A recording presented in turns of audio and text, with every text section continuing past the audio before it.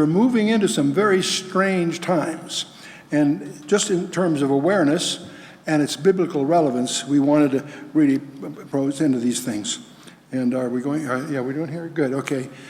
Many of you may know that some years ago that we had published some things in biotech and calling it the Sorcerer's Apprentice. And it's not caught up. There's a pillar there. I'm not seeing it. It's all there, right? Yeah, okay, yeah, sorry. I'm getting it. Your screen is on that screen. Yeah, gotcha. We're all set. Okay, good. Many of you know about, may remember the Sorcerer's Apprentice, you know. That was written by Paul Dukas back in 1897. And it was featured in Walt Disney's famous movie, Fantasia. And it was based on a legend or a Goethe's actual story about a sorcerer's apprentice who, in the legend, was tampering with the engines of creation. And we issued this original story back in 2001, and we updated it a few times. And one of the things I wanted to do is update it here. And now, the reason we call it the Sorcerer's Apprentice, the biotech, the Sorcerer's Apprentice, most of us may remember that old castle. Mickey was clad in a sorcerer's robe and hat, and they had psychedelic armies of brooms and Relentless March of Dukas Symphony went on. And only when the castle was aflood and the sorcerer wake up, because his student had done it improperly, and he had to undo what he did. And of course, Mickey got off just with a swat of the broom. But we may not get off as well, because the Sorcerer Apprentice is unleashing things that people may not realize where they're going. And it's interesting that technology is often a very close cousin of sorcery, even in the literature here. And so, you know, many of the things we enjoy every day would look like sorcery to the people back then. Flying through the air at the speed of sound, and communicating images with the speed of light, and even landing on the moon. These are ideas we take for granted today, but I want to get that in perspective. And so we want to move on here a little bit. And I'll get off we don't need to get in all the history here. But we're moving into what some people are calling the age of the hybrids, and I'll explain why. We're going to talk about one aspect of that, and that's the move towards transhumanism. What do we mean by that? And we're going to discover there are 4 technologies that are accelerating so fast, it's amazing, and they're converging upon each other to create some changes that really are changing by the week, not by the year. And we're going to talk a little bit about the challenges they present, but we'll also highlight some of the dangers that should not be overlooked. But we're going to talk on another topic. It's a close cousin of that one. We're going to talk a little bit, not too much, relax, but we're going to talk a little bit about alien invasions. And there are 2 kinds of people here in the world, those that think they're just a myth, and those who have done a little bit more homework and may surprise you. So we'll go into that a little bit. We'll talk a little bit about the Nephilim. Everybody wants me to talk about Genesis 6, and it's astonishing to me, you know, that how many people have come to the Lord through those peculiar, weird things we put out there years ago. Not only at Genesis 6, but also after that. And we'll try to explore a little bit, what did Jesus mean when he said spoke of the days of Noah? As the days of Noah were, so shall the coming of the Son of Man be. What did he mean by that? And so we're going to surprise many here with talk a little bit about the expectations of the Vatican. The Roman Catholic Church has a substantial investment in technology staff and facilities, and are openly admitting they are preparing to receive an alien visitor. What on earth is all that about? We'll touch on that. But after going through some of this background, it'll be light and fast, so I hope I won't bore you too much on some of that. But what are we always need to answer the so what question. So what's that got to do with me? And we'll try to deal with what do these challenges mean to you personally. And so that's where we're headed. A little bit about transhumanism. There are 4 technologies you need to be aware of. And one of them, of course, is genetics and microbiology. I assume in this audience, I don't have to elaborate on that. You're familiar with the incredible discoveries that are continuing to be made every day in that whole field. But there's another technology, you may not follow too closely, but it's worth following very closely, and that's another field of study called robotics. And we're also going to talk a little bit about nanotechnologies and what are these things. And finally, of course, the area of artificial intelligence. And so we'll talk about their aspirations, and that will startle you, and what their priorities are, and that may surprise you. And we'll talk about its dangers. So that's the core of what we're going to talk about. We'll go on to some other things too. Tampering with the engines of creation. You and I are on a journey between the myths of yesterday and the realities of tomorrow. Many of us are victims of myths of the past, and we're having to unscramble the realities of tomorrow. Now, I won't spend a lot of time on the island of Moreau, but you may recall H.G. Wells published a science fiction novel about this island where this doctor had combined different beasts into other creatures and so forth. And it warns of in the novel, the dangers of unchecked and irresponsible scientific research. And what's interesting about the novel, that's unfolding as we speak for many reasons. These animal hybrids that H.G. Wells in his model mentioned were called chimeras. That was a mythical Greek creature with a lion's beard, a goat's body, and a serpent's tail. And scientists today have created sheep that possess human hearts and livers, just to mention a few. Pigs that have been born with human blood. Did you know that? How many knew that? See, that's something that's not widely known, but is much heralded by many. And are they altering the genetic makeup of animal kingdom? Is that opening up a Pandora's box? Is that going to open the door to diseases we never heard of? And so forth. That's how we can be so terrified by the bird flu among the humans. Why? You'll discover that these things are they're creating things we didn't expect. Scientists at the Salk Institute in San Diego recently engineered mice that possess a small percentage of human cells. I think I hired one of those once. No. So they injected embryonic human stem cells into the brains of rodent fetuses, resulting in birth of mice with both human and rodent brain cells. You think you may have met some of them. I don't know the feeling. And one of the goals of this research is very noteworthy. They're trying to make realistic models of neurologic disorders that may prove useful in studying other diseases. They all have good goals. Irving Weissman of Stanford University and his team injected human neural stem cells into mouse fetuses, and that helped make the first mouse with a nearly complete human immune system. So these things are worthy of study. There's worthwhile potential benefit here. And so the percentage of brain cells in the existing mice is only about 1%, but he thinks that they can make them almost entirely equivalent human cells as they go forward. So now the problems in these areas, while there's noble goals, there are few safeguards against errors or even open abuse. And of course, there are cross-species implications that there's no way to anticipate. And they actually have mice that they're growing human organs on in the hopes of actually putting them to practical use. And if that picture doesn't bother you, you haven't looked at it carefully enough. Okay. Unknown diseases or complications. Tampering with the human genome is part of the thing that's going on here. We're talking about genetically engineered athletes. That's a major topic. And scientists at Johns Hopkins University discovered a gene in mice which controls growth, the GDF8, and the growth differentiation factor, they call it.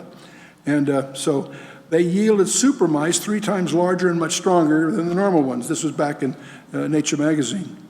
And in this field, many of these slides are quickly eclipsed by things that are happening each week. So I won't spend a lot of time on these, but there were mice that grew 15 to 30% larger than normal.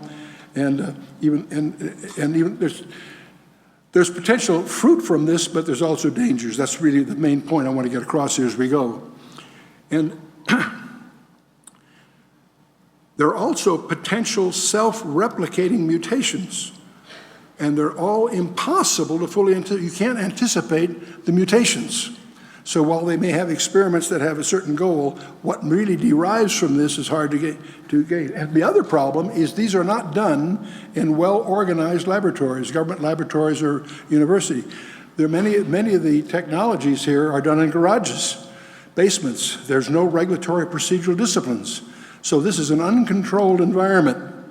And there are many small, intensely competitive laboratories chasing these things.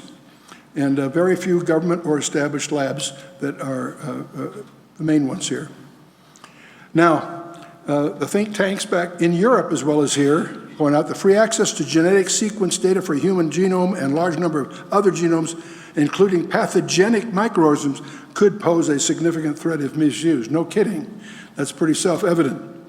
And these are all from the International Space Research back some years ago. And a terrorist might develop a pathogen that could target a specific ethnic group.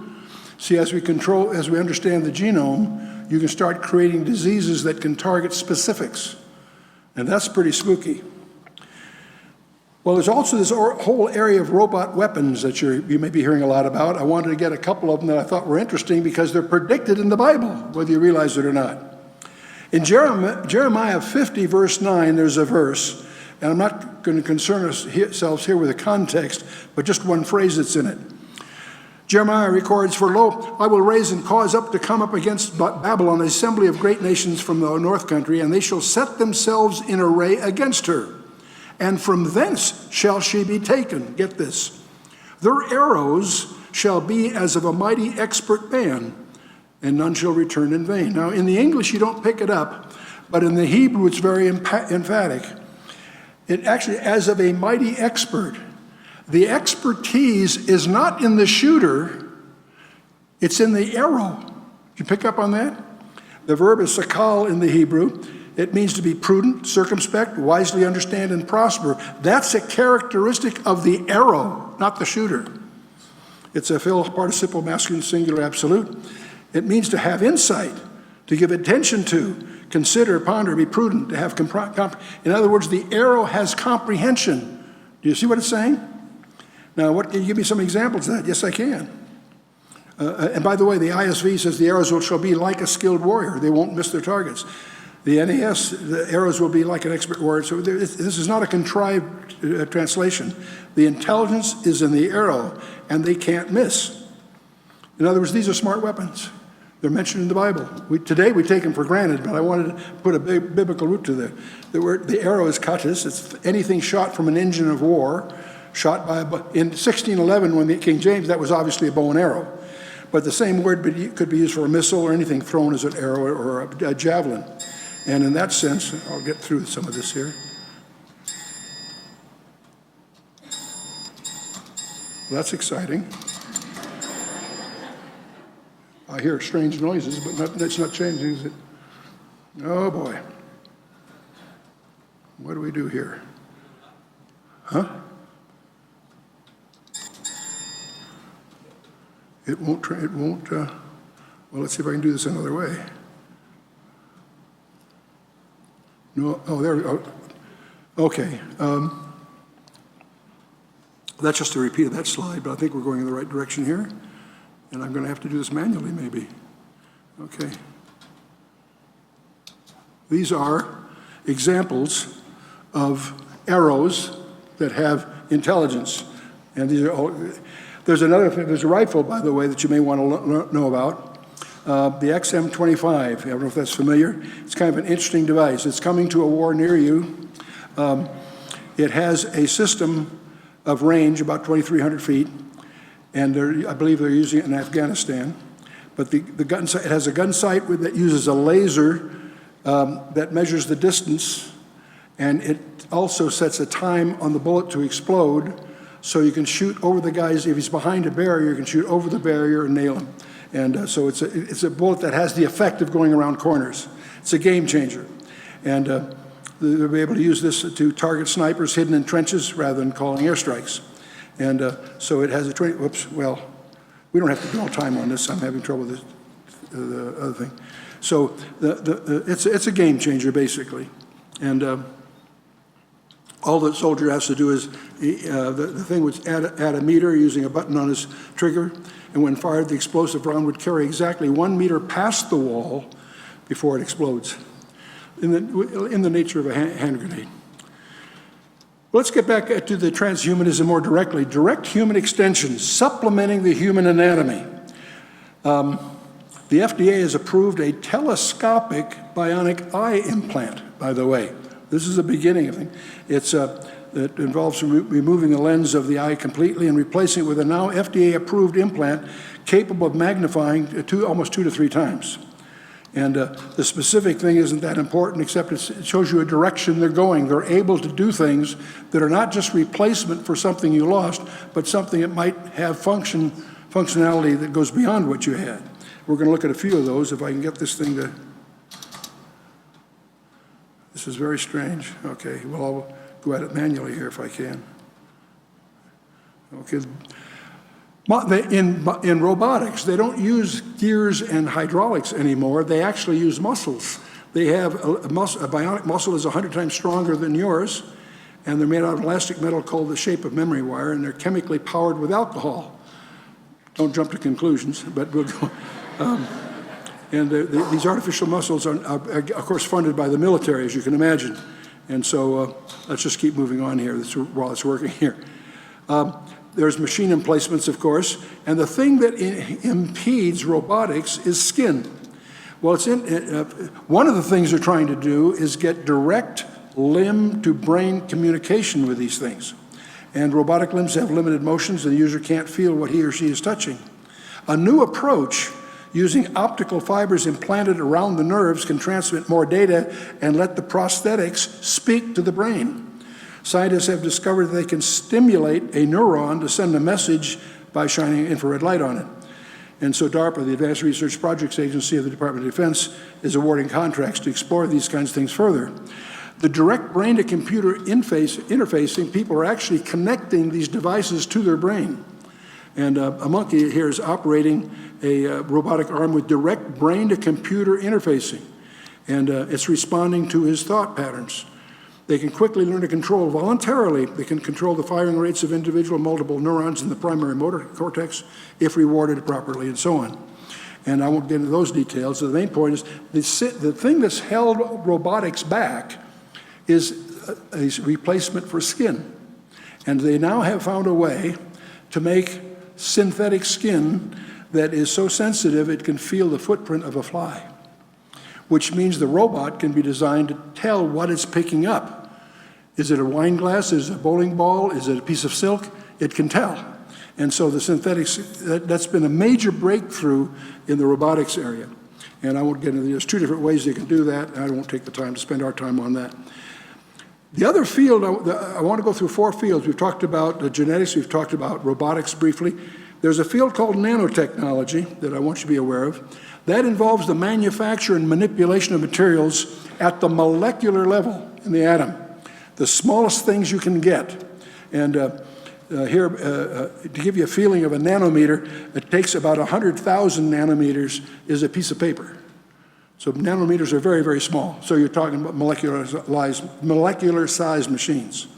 And they can develop drugs. And for example, it can go and find a place in your body and deliver a microdose, if you will, that would have an intensity 10,000 to 1 you could do any other way. So they have tremendous potential. And our skills at developing nanomaterials, of course, is going so fast that it's hard to even keep up with any one of these. But the big one, the 4th one of the ones I want to summarize here is artificial intelligence. And that's the blurring the distinctions between the man and the machine. And there are ways now that it's getting fuzzier and fuzzier as to which is which. The first step towards computer mind reading has come from using brain scans to identify thoughts, and they're doing this at Princeton University's Neuroscience Institute. And these brain scans there's patterns that they're starting to study. What's exciting about this, too, is it's non-invasive. They don't have to directly connect to the brain. They can read the brains through other devices I'll show you here in a minute. And the basic idea is to try to determine what's on the subject's mind and see what they can infer from the brain scans directly. And so they're looking at the pattern, studying that. And so there's a lot of optimism. We'll come back to that here too. There's actually a television set being marketed in China by Haier, in which you change channels by thinking about them. And the way this works is or change the volume, whatever. What you do is you wear a mindset. Now this, by the way, is a retail device. They're sold for a couple $100, primarily for university use. But they will measure and report non-invasively the brain waves, and they're primarily used for games and such. But Haier's using it to try to be able to control your television set. I think most of you realize the toughest thing to control on the television is the off switch, but we'll move on here. But this mind reader headset what startled me is it's a retail device. And if you're interested, you can track it down on the internet for a couple $100. You can buy one and figure out something to do with it then. But the Army's, though, has a mind control project where they're trying to develop thought helmets that would harness silent brain waves for secure communication among troops. And that's not, those are contracts that are being led. They hope it'll lead to direct mental control of military systems by thought alone. And they're a long way from getting there, but they're letting research contracts in that direction. And so a 5-year contract's been awarded to a coalition of scientists, both at University of California at Irvine, Carnegie Mellon, and University of Maryland, to try to decode the activity in those so the soldier could radio commands to one or more comrades by thinking of the message he wants them to get. But perhaps the most dangerous of all these things are the brain-to-computer interfaces, or BCIs they call them. And they're actually implanted inside the skull, but rest outside the brain rather than within the gray matter. And what most people that are in this field are, this thing is acting strange here. Let me kill that. Is that on there too? Yeah.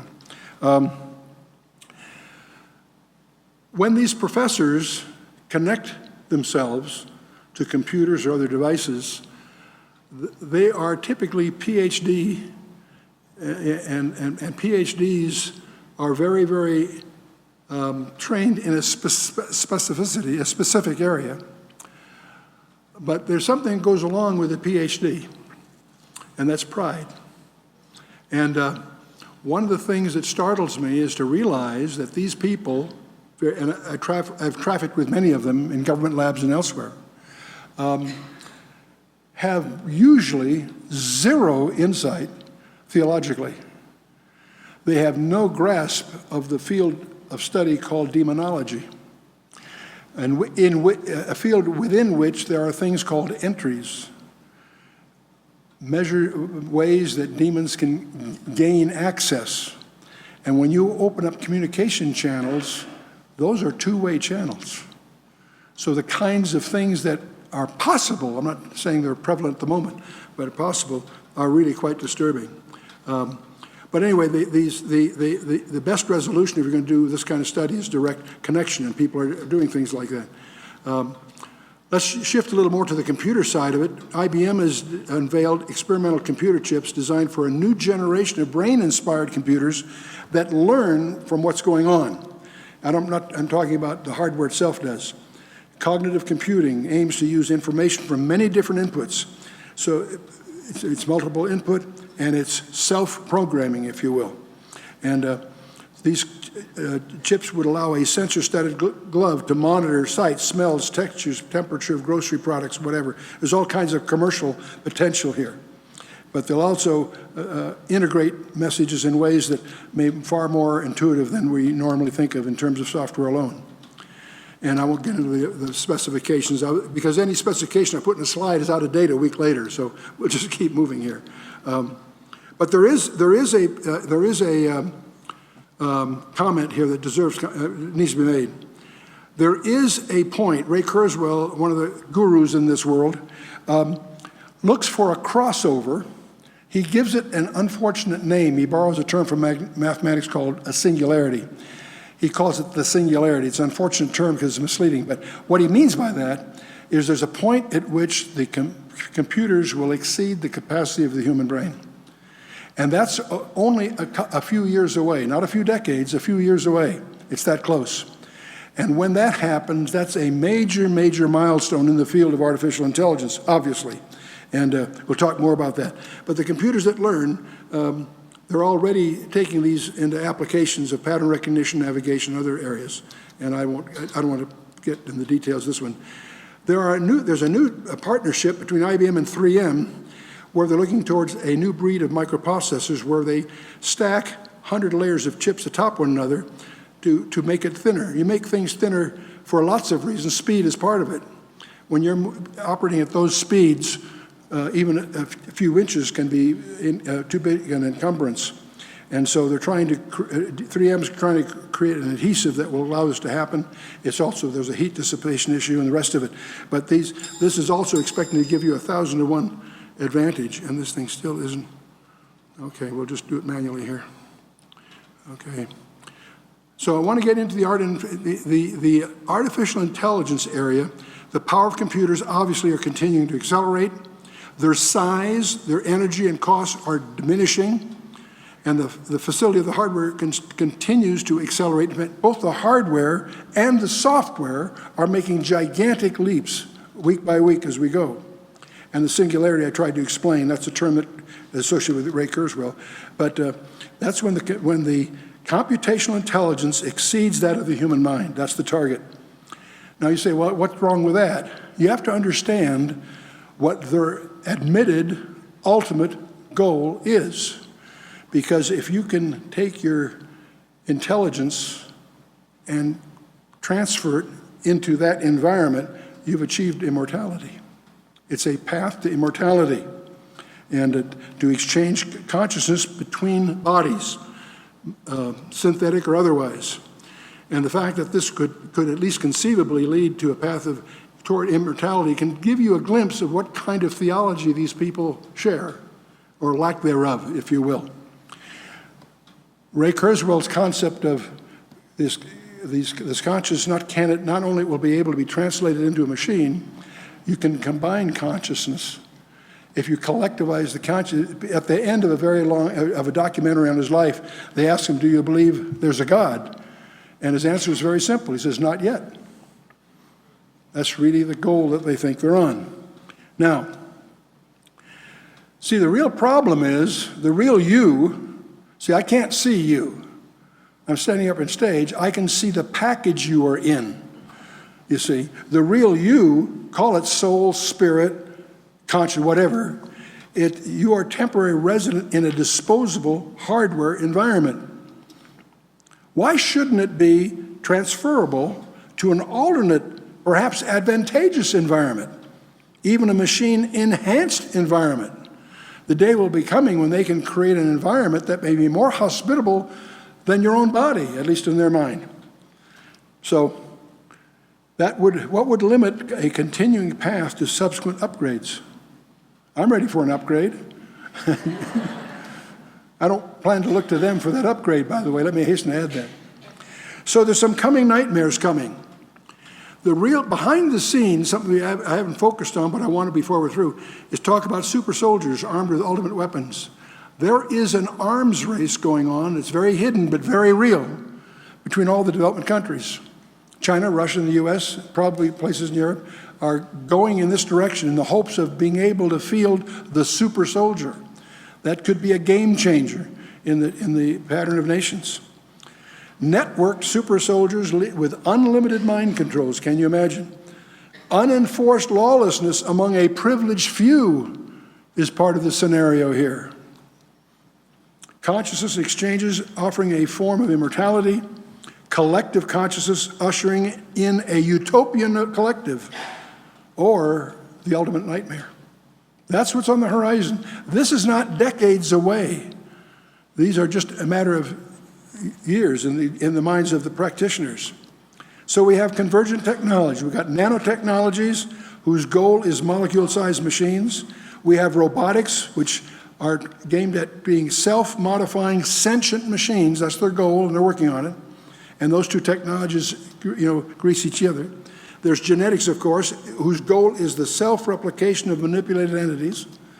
And then you have, thus from that, you'll get directable diseases targeting specific groups, maybe even individuals. There's no reason they can't design a disease that would only affect your DNA. Mail you a letter, be careful who said it, yeah? And of course, artificial intelligence, exceeding the human mind, the singularity, if you will. These are convergent technologies. The composite goal, self-replicating sentient machines, superior, perhaps overwhelming, combatant strengths, transfer of consciousness between and to extension bodies, a path towards immortality, a lure, of course, towards global tyranny. These things constitute a lure towards global tyranny. Can you imagine those technologies if they were in the hands of some people we know of the past? Can you imagine what they would have done? Now, something else you should know, there is a group called the Jasons. It's an independent group of scientists which advises the United States government on matters of science and technology. They were created as a way to have a younger generation of scientists to replace the Los Alamos and MIT Radiation Laboratory alumni. And for administrative purposes, they're administered through the MITRE Corporation. But the point is, their sponsors include the Department of Defense, of course, and Navy and Department of Energy and the U.S. intelligence community. Most of the Jason reports are classified.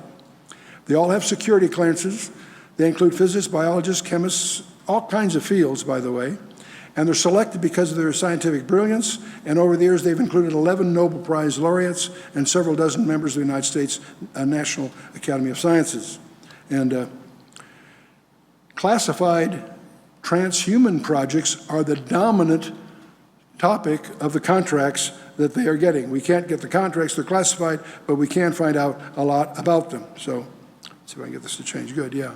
And I won't go through the list. You can skim through quickly on here the flavor of the kinds of contracts that are accelerating our progress in what they collectively call transhumanism. And now we have a highly classified priority agenda that drives a widespread global arms race that will eclipse all others. And so this is leading what we call the age. What's leading to is the age of hybrids. And there's another kind of hybrid I want to talk about before we're through, but we've talked about the Rasputin and the dangers. Okay, what are the dangers here? I've highlighted them so far. Let's back up here a second here. One of the dangers of all of this is it ignores what I call the metacosm. And for this and almost everything else that we publish in our materials, you may want to understand what that term means. There are boundaries to the reality, to our physical reality. Those are well known today, by the way. I want to touch on that. I'm going to use the symbol of Da Vinci's Vitruvian Man as a representation of the reach of man. Okay, that represents you and me. And I'm going to let, on the diagram up there, let size increase to the right. Bigness is to the right, smallness to the left, okay? Now, as we look towards things that are larger than ourselves, we'll call that collectively the macrocosm. And that plunges you into the study of astronomy and astrophysics and topics like that. We have whole presentations on each of these topics, but the main thing here is 20th century science. The great discovery of 20th century science is that the universe is finite. It's not infinite. It may be expanding, but it's finite. And that's both thermographically and other reasons demonstrable. So the macrocosm, there's a limit to the size of the universe. And because there is, that's what gives rise to these speculations called the Big Bang and whatever. We know it had a beginning, and we know that it'll ultimately have an end. But let's move on from that. Let's go the other way. Let's look at smallness. And now we'll call that the microcosm. When you get into this world, it gets weirder than any of the others. It leads with quantum physics and subatomic particles. And whether you're talking about length, mass, energy, or time, you discover that everything in small has a limit to how small it can be. I think that conceptually, at least, I could do that